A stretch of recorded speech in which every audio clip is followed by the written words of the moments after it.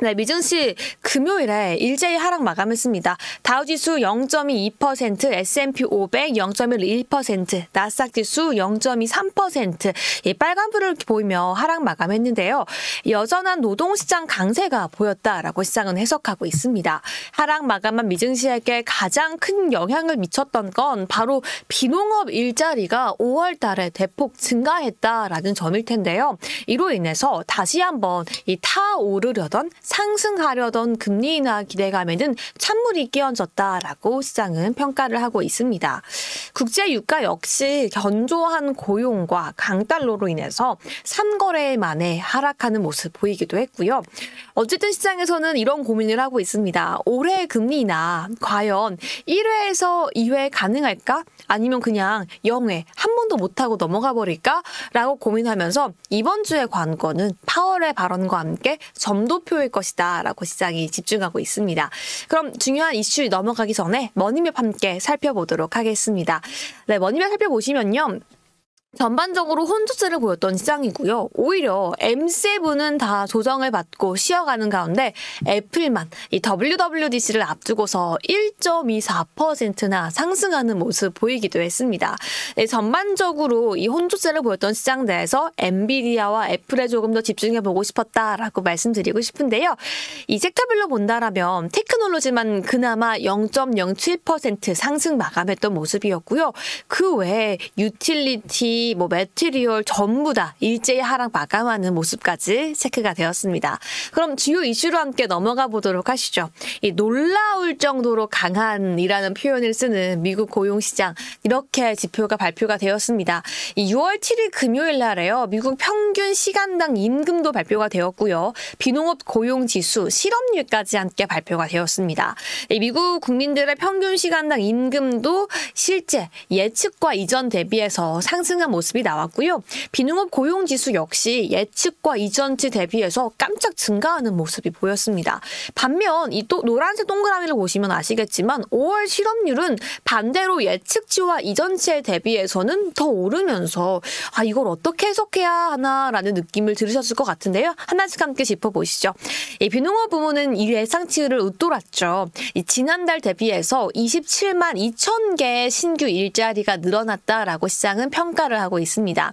평균 시간당 소득도 지난달보다 0.4%가량 상승하는 모습이었는데요.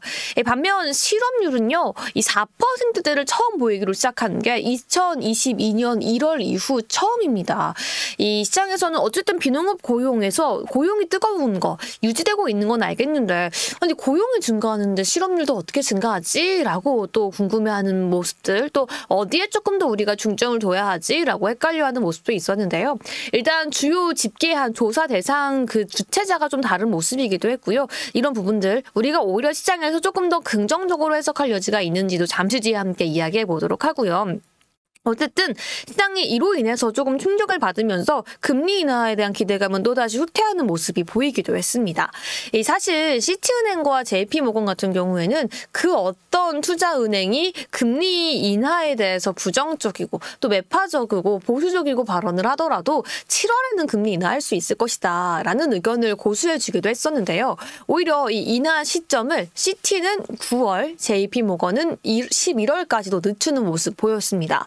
그 아래의 그림 보시면요. 이 페드워치 상에도 사실 지난주까지만 하더라도 9월 인하 기대감이 거의 7%까지 육박하는 모습이었는데 다시 한번 50% 아래로 이 지난주 초였죠. 회귀하는 모습 보이기도 했습니다. 어쨌든 연준의 금리 인하, 이 판단의 근거로 사용되는 노동진접창의 지표가 혼조세를 계속 보이고 있기 때문에 시장에서는 금리 인하 시기 늦춰질 수밖에 없을 것이다 라고 전망을 하고 있습니다. 이로 인해서 국채금리 역시 큰 폭으로 영향을 받았습니다. 2년물 0.39% 상승하면서 다시 한번 좀 4.9%를 코앞에 두고 있는 모습입니다. 2년물 국채금리 4.8% 깨기는 어려운데 자꾸 올라가려는 모습 보여주고 있고요. 10년물 국채금리는 다시 한번 4.5%를 바라보고 올라가려는 모습까지 보여주고 있습니다. 국제금리 역시 큰 폭으로 상승한 모습이고요. 국제유가도 함께 살펴보겠습니다. 오히려 견조한 미국 고용지표에 하락하는 모습 모습 보였는데요. 국제 유가 최근 계속 변동성이 좀 큰 모습 보여주고 있습니다. 뭐 일주일 정도를 그 상승폭과 하락폭을 좀 유지해주지 못하는 모습 보여주고 있는데요. 이번에는 오히려 ECB 금리 인하 기대감 속에서 이거래일제 상승하던 국제 유가가 이번에는 연준의 금리 인하 시기가 늦어질 것이란 관측 속에서 수요에 대한 우려를 불러일으키면서 하락하는 모습이었습니다. 여기에 더해서 갈러화가 계속 강세를 보이는 점도 하방 압력에 더하기도 했고요. 바로 그 이유가 트레이더들이 달러화로 원유를 거래하기 때문에 매수 심리 자체를 억제하고 있다라고 시장이 분석하고 있기도 합니다. 다만 함께 발표되었던 이 석유 시추 장비 가동 건수는 전주 대비 감소하면서 그 하락폭을 좀 제한하는 모습. 그래서 0.23%, 0.31% 정도의 하락 마감하는 모습 체크도 됐습니다. 그럼 마지막으로 M7 기업들까지 함께 살펴보시죠. M7. 애플만 올랐나요? 라고 좀 평가를 해볼 수도 있을 것 같은데요. 마이크로소프트, 엔비디아, 알파벳, 아마존, 메타, 테슬라 모두 하락했지만 또 큰 폭으로 하락하진 않고 좀 약보합권에서 마감을 해줬습니다. 반면 애플 같은 경우에는 1.24%, WWDC 개막을 정말 코앞에 앞두고서 상승했는데요. 엔비디아 함께 짚어보겠습니다. 이제 미국 시간으로 이제 개장을 하게 된다면 한 주에 16만 원, 120달러겠죠? 10분의 1로 쪼개지게 됩니다. 이 전문가들은요, 어쨌든 엔비디아가 액면 분할을 하게 된다면 오늘 밤 시장부터 엄청난 상승이 있을까요? 라고 질문하는 거에 대해서는 어쨌든 엔비디아라는 기업의 펀더멘털 자체에는 변화가 없기 때문에 주가에 엄청난 영향을 미치진 않을 것이다. 라고 분석하고 있기도 합니다.